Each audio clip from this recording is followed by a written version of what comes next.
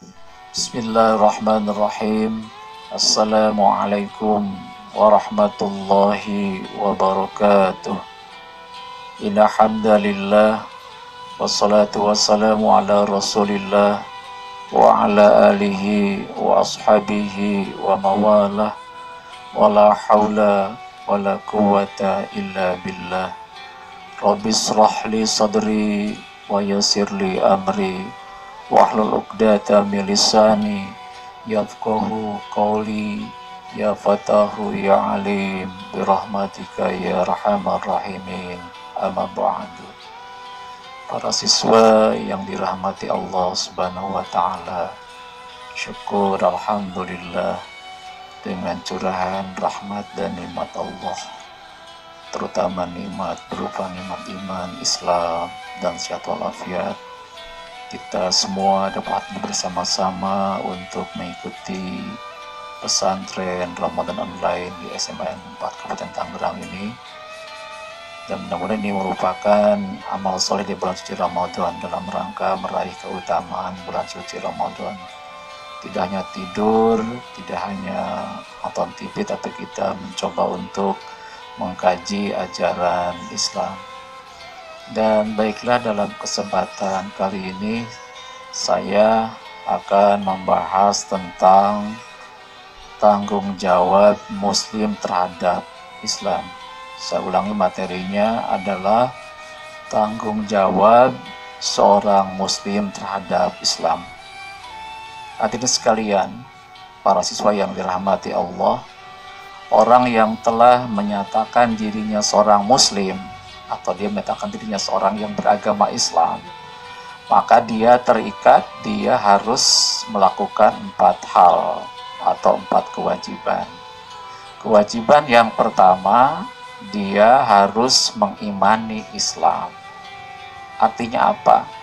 Dia harus meyakini Islam adalah dinul haq atau agama yang benar. Kebenaran Islam dapat dibuktikan dengan 3 perkara. Pertama adalah benar Tuhannya. Tuhan yang benar adalah Tuhan yang menciptakan. Allah adalah Tuhan yang menciptakan atau Al-Khaliq. Khaliqu kulla syai'in. Dalam Al-Quran Allah menyatakan, Walladzi khalaqas samawati wal ardh fi sittatin ayyam. Dialah Allah yang telah menciptakan langit dan bumi dalam waktu 6 masa. Itu satu. Di Allah Tuhan yang benar, karena Dia adalah Tuhan yang telah menciptakan, bukan Tuhan yang diciptakan. Terus yang kedua, kenapa dikatakan Islam itu benar? Karena benar Rasulnya. Rasul yang benar adalah Rasul yang diangkat oleh Allah dengan diberikan wahyu dari Allah, berupa kitab maupun berupa suhuf.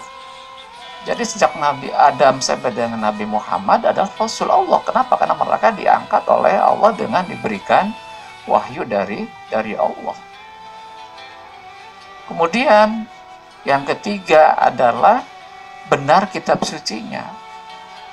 Kitab suci yang benar adalah kitab yang benar-benar berisikan wahyu Allah, bukan karangan manusia.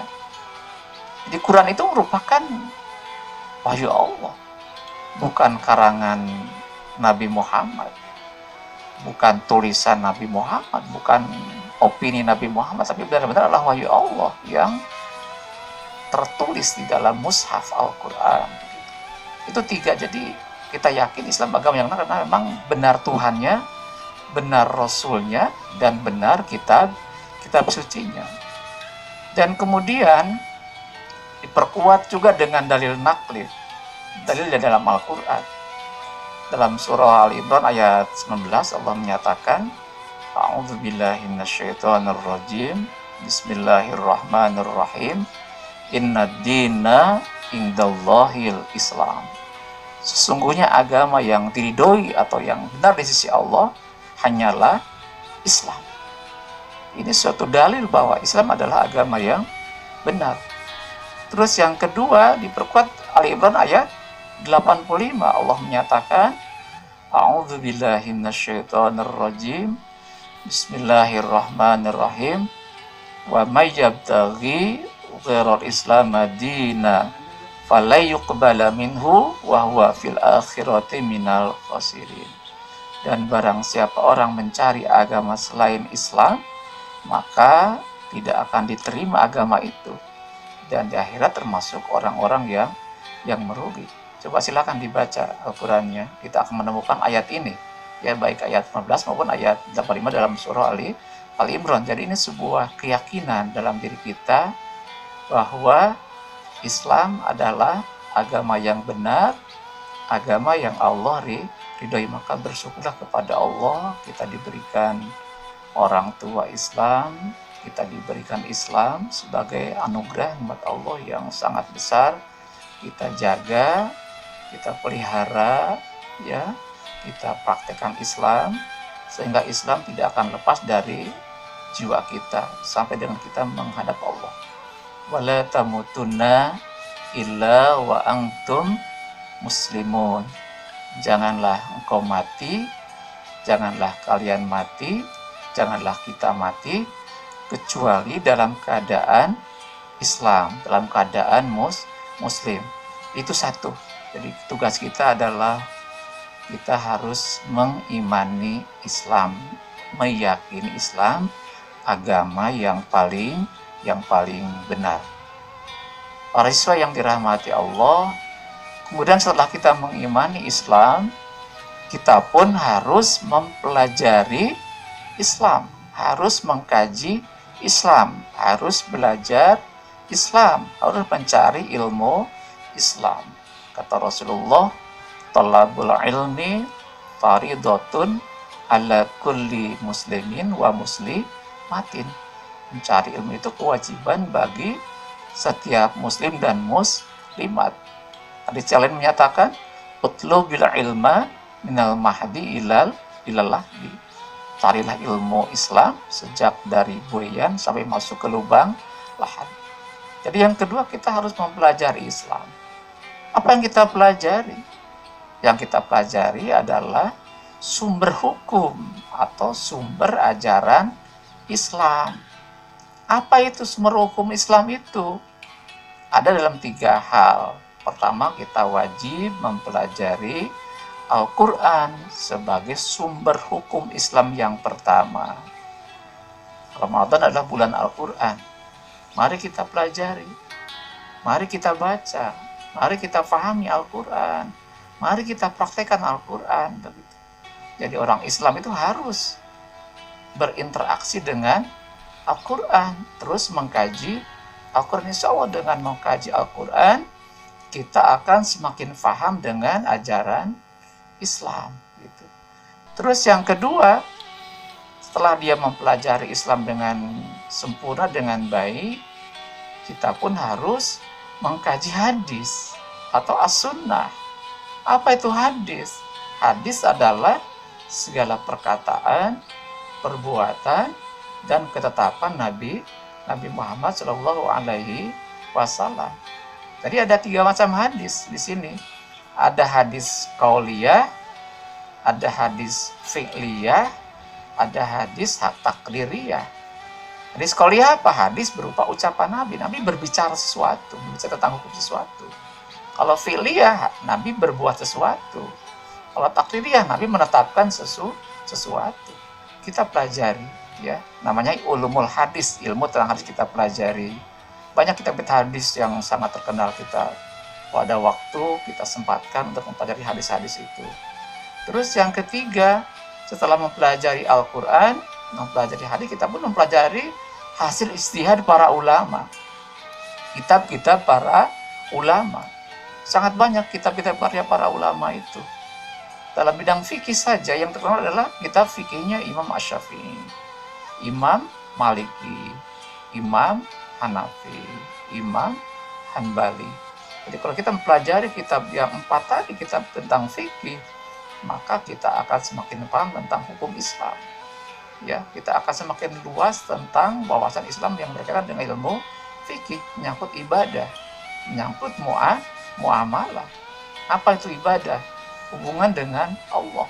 Apa itu muamalah? Hubungan dengan sesama manusia.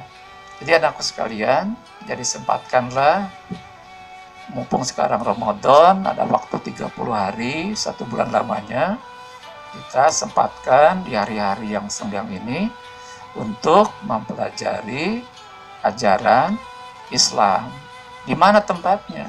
Bisa di rumah, langsung membaca buku-buku kitab-kitab, membaca Al-Quran ataupun hadis, atau kita mendengar sajian dari ceramah di televisi, kajian-kajian di internet, kajian-kajian di surat kabar, majalah, buletin, dan sebagainya. Insya Allah kita akan semakin paham terhadap ajaran Islam. Tanpa berupa seperti itu kita akan semakin awam. Kita tidak paham, tidak tahu. Padahal amal yang diterima adalah amal yang didasari dengan ilmu. Jadi kalau amal tanpa ilmu itu akan tertolak. Jadi kalau pengen ibadah kita sempurna, maka kita harus beribadah, beramal menurut dasar ilmunya, yaitu ilmu ajaran Islam. Itu yang kedua, anakku sekalian. Nah sekarang yang ketiga, kewajiban muslim yang ketiga adalah mengamalkan Islam, mempraktekkan ajaran Islam dalam kehidupan sehari-hari. Quran surah Al-Asr itu menyatakan, A'udzubillahi minasyaitonirrajim, Bismillahirrahmanirrahim, wal 'asr innal insana lafi khusr illal ladzina amanu wa amilus solihati wa tawassaw bil haqq wa tawassaw bis sabr. Orang yang tidak merugi itu adalah orang yang beruntung itu, orang yang tidak merugi artinya di hidupnya. Pertama, orang yang beriman kepada Allah, mengimani Allah, mengimani Islam. Yang kedua, wa amilus sholihat, orang-orang yang beramal soleh, artinya mengamalkan Islam.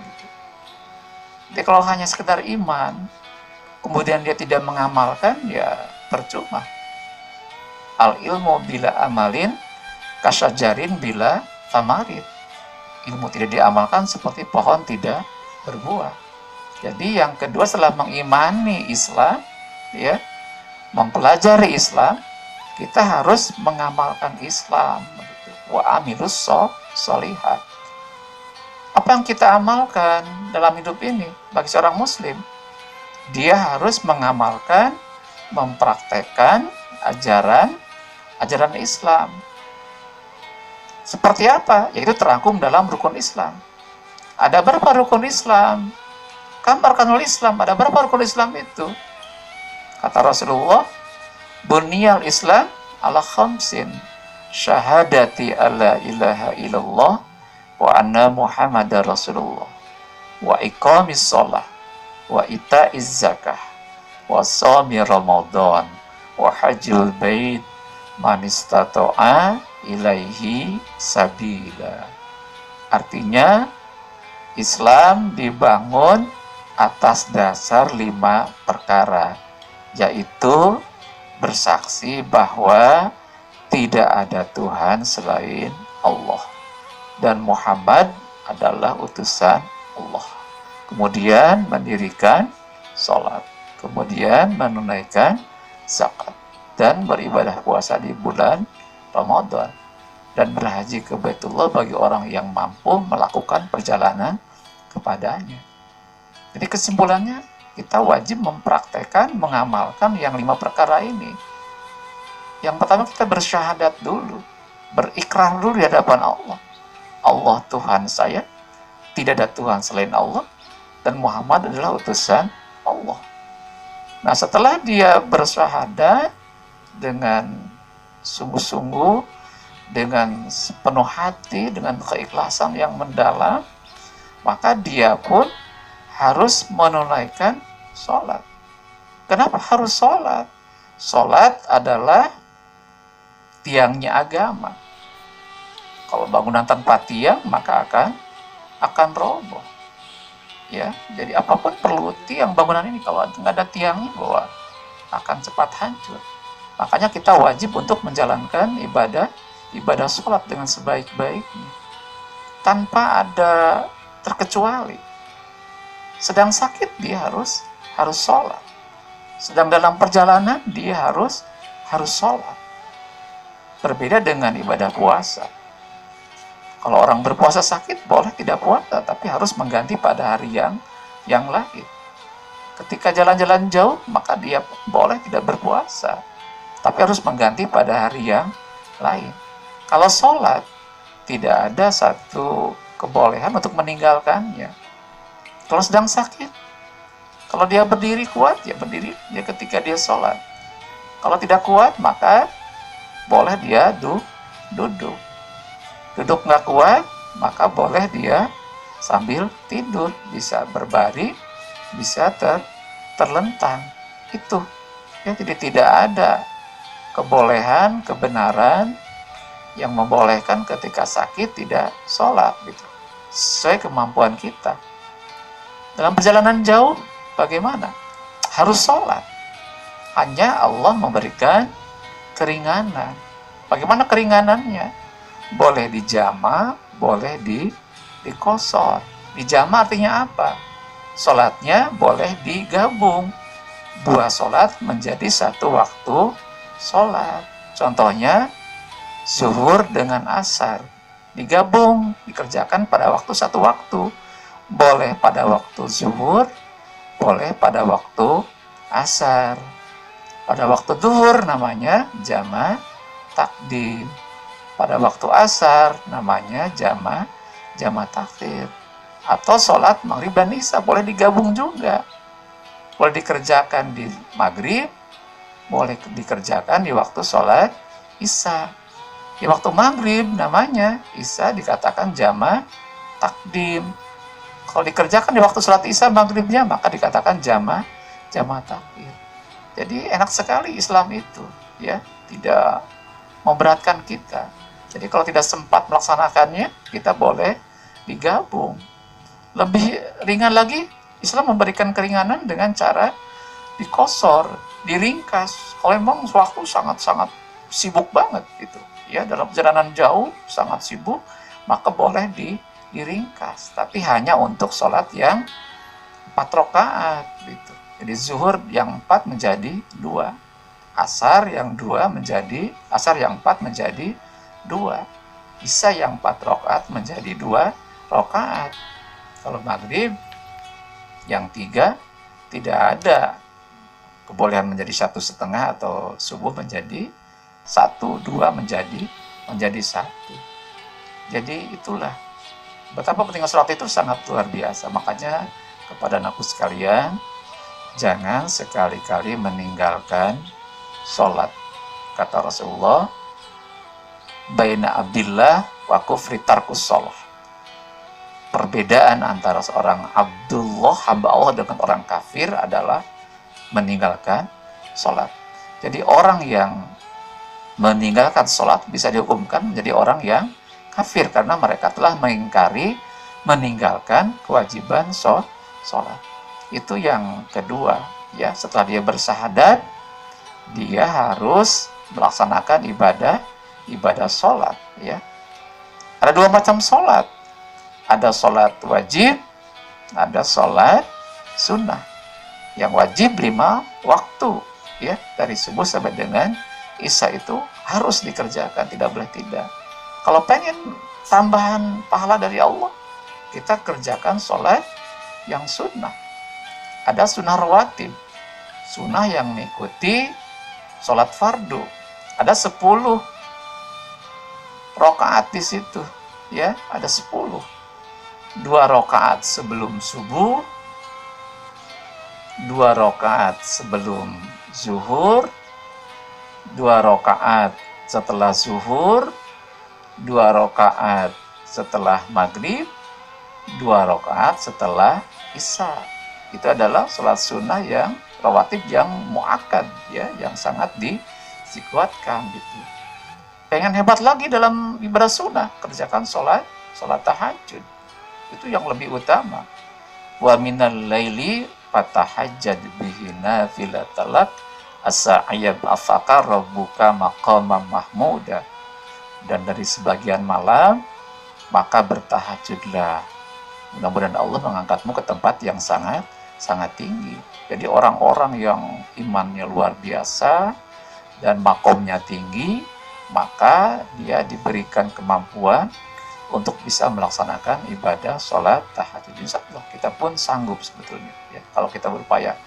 Apalagi di bulan Ramadan ini, di samping malamnya sholat taraweh ya, taraweh Ramadan itu hukumnya sunnah muakkad, kita kerjakan bisa 11 rakaat atau 23 rakaat, 8 taraweh 3 witir, 20 taraweh 3 witir. Jadi kita kerjakan boleh yang 11, boleh yang 23. Nah, malam harinya sebelum kita tidur, kita menjelang sahur sambil nunggu makanan masak, ya kita semua makanan itu matang, kita kerjakan dulu sholat tahajud malam-malam. Itu dibolehkan, ya, dibolehkan, dibenarkan. Karena kalau di bulan yang lain kita susah bangun malam. Mumpung kita Ramadan, kita bangun malam, ya jam 3 sudah bangun, itu peluang emas bagi kita. Ayo kita sisihkan waktu minimal 2 rakaat, ya. 2 rakaat kita kerjakan sholat tahajud. Maksimalnya ya 11 rakaat dengan witirnya begitu. Jadi itu kalau memang lebih bagus lagi, kita laksanakan ibadah sholat sunnah tahajud. Dan siang hari kita diperintahkan, dianjurkan sholat sunnah duha, ya setelah matahari terbit beberapa derajat, ya siang hari, pagi hari, maka kita dianjurkan untuk sholat duha. Itulah sholat. Jadi ada yang wajib, ada yang sunnah gitu. Kemudian anak-anakku sekalian, setelah kita zakat, setelah kita sholat, kita pun diperintahkan untuk berzakat. Ya, setelah syahadat, yang kedua kita mendirikan sholat, yang ketiga adalah zakat. Kata Allah, aqimus sholat wa atuz zakah. Dirikan sholat dan tunaikan zakat. Ya, ada 2 macam zakat yang kita mesti tunaikan. Ada zakat mal, ada zakat fitrah. Apa zakat mal? Itu zakat harta. Ada harta pertanian, ada harta peternakan, ada harta perhiasan, ada harta perniagaan, ada harta profesi, ada harta yang terpendam atau harta temuan. Itu kita harus keluarkan zakatnya gitu. Nanti ada aturan yang berbeda-beda ya. Ada aturan yang sangat jelas di dalam zakat mal ini. Ya, kalau harta pertanian kita keluarkan setiap panen sebanyak 5% atau 10%. Harta peternakan ada kambing, ada sapi, ada unta, itu ada ketentuan yang berbeda ya. Kalau sapi nisabnya 40 ya. Kalau sapi nisabnya 30. Kalau unta nisabnya 10. Kita keluarkan nanti berapa ekor, 1 ekor gitu. Harta perhiasan emas dan perak kita keluarkan 2,5% ya. Harta profesi juga sama. Dalam setahun dengan nisab sama dengan 93,6 gram emas, nisabnya kita keluarkan 2,5%. Kalau harta temuan, rikaz namanya, itu keluarkan sebanyak 20%. Itu zakat mal ya, sangat banyak macamnya. Dan yang kedua adalah zakat fitrah. Itu zakat yang dikeluarkan menjelang Idul Fitri. Yang utama itu, waktu yang utama adalah setelah terbenam matahari di akhir Ramadan sampai dengan menjelang imam melaksanakan sholat Idul Fitri. Itu adalah waktu yang utama ya. Saya ulangi lagi, di waktu yang utama adalah ketika terbenam matahari di akhir Ramadan sampai dengan imam melaksanakan sholat Idul Fitri. Ada juga yang dibolehkan, itu sejak awal Ramadan sampai dengan akhir Ramadan masih boleh untuk mengeluarkan zakat fitrah. Apa zakat fitrah itu? Bentuknya itu makanan pokok. Atau sekarang boleh, ada pendapat boleh diuangkan, boleh berupa uang senilai 2,5 kilogram beras atau makanan pokok ya, atau 3,1 liter gitu. Bagi mereka yang punya kemampuan, maka keluarkanlah zakat fitrah. Kalau tidak, berarti hukumnya adalah dia telah melakukan perbuatan dosa. Tapi bagi mereka yang tidak mampu, ya tidak wajib zakat fitrah, ya. Tapi bagi yang mampu harus berzakat fitrah. Itu adalah ketiga, setelah dia sholat maka dia harus menunaikan zakat. Kemudian yang keempat, dia harus menjalankan ibadah puasa, terutama puasa di bulan Ramadan, ya. Allah berfirman dalam Al-Quran, Al-Baqarah ayat 83, Allah menyatakan, A'udzubillahi minasyaitonirrajim, Bismillahirrahmanirrahim, Ya ayyuhalladzina amanu kutiba alaikumusiyam kama kutiba alal ladzina min qablikum la'alakum tattaqun. Itu dalil nakli tentang wajibnya berpuasa, ya. Muslim yang sehat, tidak ada halangan rintangan, tidak bepergian jauh, ya, maka dia wajib untuk melaksanakan ibadah puasa. Tidak makan, tidak minum, ya, sejak terbit fajar sampai dengan terbenam matahari. Maka dia harus menahan tidak makan minum itu. Kalau dia membatalkan tanpa dibenarkan oleh syara, tanpa dibenarkan oleh hukum Islam, maka kata keterangan dia telah berdosa dan tidak bisa diganti walaupun puasa seumur hidup. Itu pentingnya ibadah puasa. Maka kepada anakku sekalian yang harinya sudah balik, sudah mukallaf, sudah dikenakan kewajiban untuk berpuasa, maka berpuasalah, ya. Tidak boleh membatalkannya tanpa ada alasan sakit ataupun dalam perjalanan jauh. Itu adalah kewajiban yang keempat, ya, setelah dia zakat, dia berpuasa. Yang kelima, dia harus berhaji ke Baitullah, ya. Bagi siapa haji itu? Bagi orang yang mampu, namanya istita'ah. Mampu apanya? Mampu biayanya, karena harus pakai biaya haji itu, ya. Sekarang kurang lebih 35 juta untuk beribadah haji ke Baitullah. Yang pertama mampu biayanya. Yang kedua mampu fisiknya, ya, sehat. Kalau sakit tidak wajib berpuasa. Wanita yang sedang hamil bukan puasa, tidak wajib haji, ya, gitu. Sedang hamil tidak wajib haji, gitu, karena dia kategorinya sakit, gitu. Jadi sehat fisiknya, sehat kantongnya, kemudian ada kendaraannya, ada pesawat terbangnya, ya, atau aman di perjalanan dan di tempat tujuan. Jadi kalau di jalan sedang musim pembajakan, di Mekah sedang musim peperangan, atau ada bencana yang sangat besar, maka tidak ada kewajiban. Itu namanya tidak mampu, ya, gitu. Hajil bait man istata'a ilaihi sabila, ya, bagi orang yang mampu. Kalau tidak mampu, tidak wajib melaksanakan ibadah haji. Anakku sekalian, jadi itulah 5 hal yang kita harus praktekkan dalam Islam, terutama itu, ya. Juga yang lainnya kita amalkan. Jadi kalau orang tidak mengamalkan Islam, maka tidak bermanfaat keislaman, tidak bermakna keislamannya, tidak berwujud keislamannya. Maka dia harus mempraktekkan Islam dalam kehidupan sehari-hari. Itu yang ketiga. Nah, sekarang yang keempat, kewajiban muslim dalam Islam adalah mendakwahkan Islam, ya.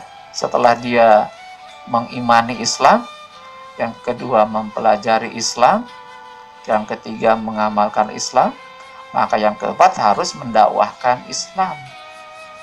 Dakwah artinya mengajak, menyeru, menyampaikan Islam kepada orang lain. Kata Rasulullah, balighu anni walau ayat, sampaikan dariku walaupun satu ayat. Nah, kita wajib berdakwah. Kepada siapa kita berdakwah? Kepada diri kita sendiri yang pertama, kedua kepada keluarga terdekat, kemudian kepada tetangga terdekat, kepada teman yang sekampung. Artinya batur sakasur, batur sadapur, batur sasumur, batur salembur, batur sagu bernur. Itu adalah objek dakwah kita. Yuk kita berdakwah, mengajak teman-teman kita agar teman-teman kita, diri kita, keluarga kita mampu menjalankan Islam dengan sebaik-baiknya. Dengan cara apa kita berdakwah? Bisa dengan bilisan, dengan ucapan kita, ya kita mengajak, menyeru dengan lisan kita. Bisa dengan bilhal, dengan perbuatan kita, dengan aksi kita, ya dengan amal kita berdakwah.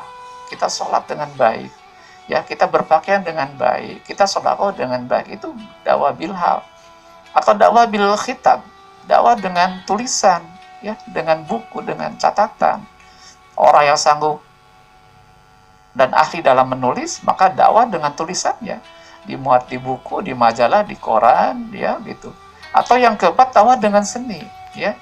Orang yang punya keahlian dalam seni, maka dakwahlah dengan seni, begitu. Ya, bisa seni suara, ya gitu.